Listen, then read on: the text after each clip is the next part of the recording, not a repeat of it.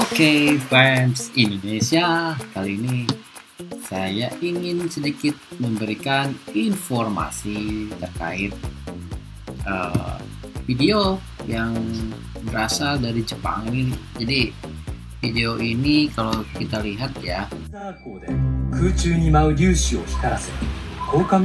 video ini bercerita tentang percobaan menggunakan kamera kecepatan tinggi tercanggih di dunia saat ini yang bisa menangkap pergerakan partikel dari mulai 0,1 mikrometer sampai dengan 1/10.000 mm. Pertama, kita lihat ada adegan percobaan dengan bersin.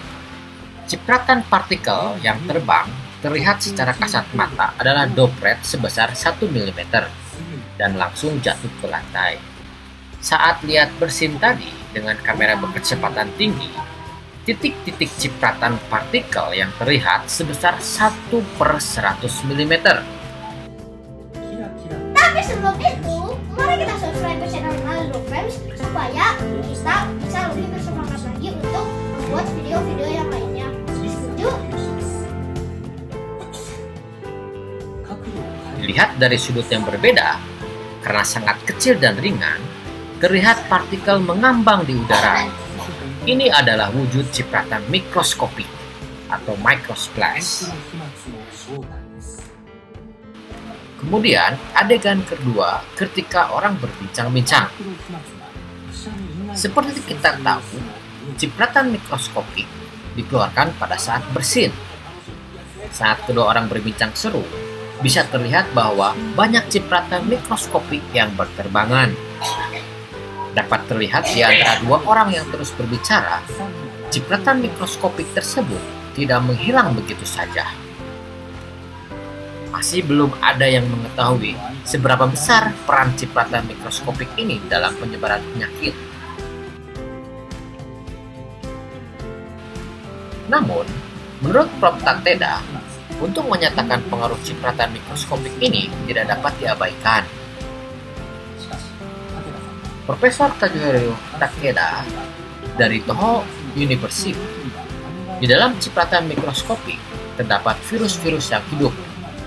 Jadi, saat kita melakukan percakapan jarak dekat dengan suara kelas seperti di video percakapan tadi, cipratan mikroskopik berpindah dari seseorang dan bisa terhirup oleh lawan bicaranya dan memperluas penularan. Adegan berikutnya adalah dua orang peneliti di ruangan di Kyoto Institute of Technology. Dalam ruangan tertutup dengan berventilasi yang buruk, risiko penularan lewat cipratan mikroskopik bertambah tinggi. Ruang penelitian ini mencoba membuat simulasi pergerakan cipratan mikroskopik di ruangan dengan ventilasi yang buruk. Simulasi dilakukan dengan situasi ruangan tertutup, layaknya kelas, dan di dalamnya ada 12 orang. Dibuat simulasi dengan kondisi satu orang batuk sekali, terlihat kurang lebih 10.000 partikel terbang bebas dengan ukuran yang berbeda-beda. Untuk cipratan yang berukuran lebih besar, digambarkan dengan yang berwarna hijau, bisa terlihat dalam 1 menit jatuh. Namun, cipratan mikroskopik yang berukuran jauh lebih kecil berwarna merah tetap melayang-layang di udara. Simulasi berikutnya hanya melihat pergerakan mikropartikel berukuran kecil saja. Dalam 5 menit, 10 menit, setidaknya dalam 20 menit partikel mikroskopik masih bertahan di dalam ruangan. Menurut Associate Profesor Masashi Yamakawa dari Kyoto Institute of Technology, dalam ruangan tertutup, pergerakan udara bisa dikatakan minim, sehingga dalam waktu yang lama, mikropartikel tidak bisa bergerak kemana-mana, jadi tetap berada di dalam ruangan. Ada langkah-langkah yang dapat diantisipasi untuk menekan pergerakan cipratan mikroskopik. Untuk hasil yang efektif, buka jendela lebar-lebar untuk mengganti udara.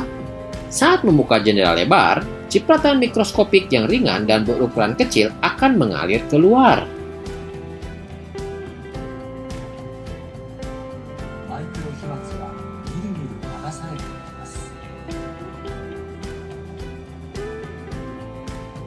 Sangatlah penting untuk sedapat mungkin membuka dua bukaan jendela agar udara dapat mengalir di antaranya.